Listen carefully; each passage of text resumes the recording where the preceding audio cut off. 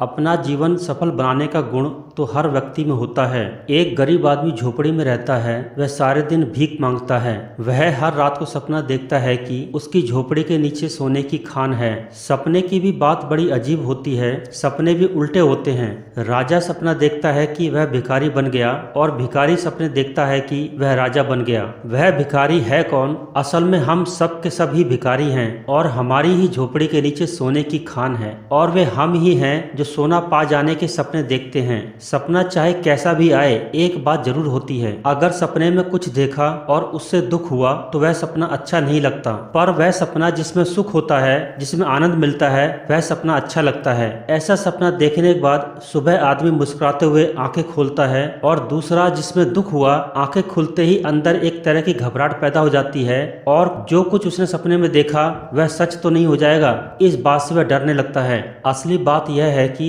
जिस चीज के सपने हम देखते हैं वह चीज हमारे अंदर ही है, वह चाहे सोना हो या किसी चीज का भय। अगर एक बार उस भिखारी को वाकई पता चल जाए कि उसकी झोपड़ी के नीचे सोने की खान है, उसके बाद भी अगर वह सबूत मांगता है तो उससे बड़ा कोई मूर्ख नहीं है। जमीन खोद लो, देख लो, जब तक तुमको तसल्ली ना हो जाए तुम किसी पर विश्वास मत करो। लोग खुद खोज कर पाना नहीं चाहते, कोई अगर बता भी दे तो उससे सबूत मांगते हैं। जमीन खुद खोद लो, देख लो, तसल्ली कर लो, जब तक तुमको विश्वास ना हो जाए। सोना वहीं पर मिलेगा। सच्चा सोना, सच्चा सुख और सच्चा आनंद हमारे अंदर ही है। हमें उसको खोदना होगा, हमें उसको खोजना होगा। अगर ये बात सच है कि happiness is the state of mind, सुख और दुख हमारे दिमाग की अवस्था होती है, तो इसका मतलब हर एक की झोपड़ी के नीचे सोना जरूर गड़ा हुआ है, वह उसको खोजना ही होगा। लोगों को यह गलतफहमी रहती है कि सच्चे आनंद या सच्ची शांति के लिए सब कुछ छोड़ना पड़ेगा। ये असल में मनगढ़ंत बातें हैं, दुनिया की बताई हुई गलतफहमियां हैं। अर्जुन से भगवान श्री कृष्ण कहते हैं, हे अर्जुन, तू युद्ध भी कर और मेरा स्मरण भी कर। वे यह नहीं कहते कि हे अर्जुन, मेरा स्मरण करने के लिए तू युद्ध छोड़ दे।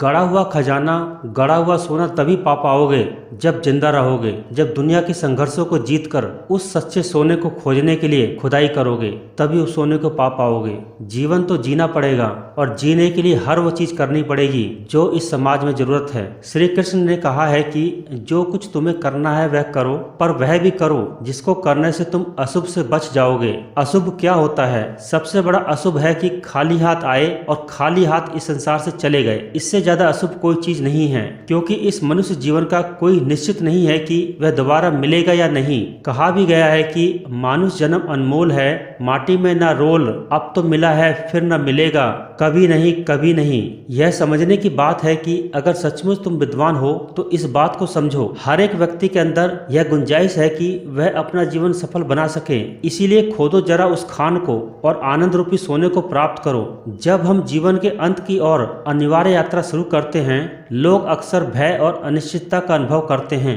हम अपनी उपलब्धियों को स्वीकार करने की बजाय अपनी अधूरी आकांक्षाओं पर अधिक ध्यान केंद्रित करने लगते हैं। चाहे परिस्थितियां जैसी भी हों, आनंद जीवन भर बना रह सकता है। इस संभावना ने कई लोगों को अच्छे बुरे वक्त में अपने जीवन से जुड़े रहने में मदद की है। यहाँ तक कि किसी व्यक्ति के अंतिम क्षणों में भी यह संभावना स्थिरता और शांति लाती है।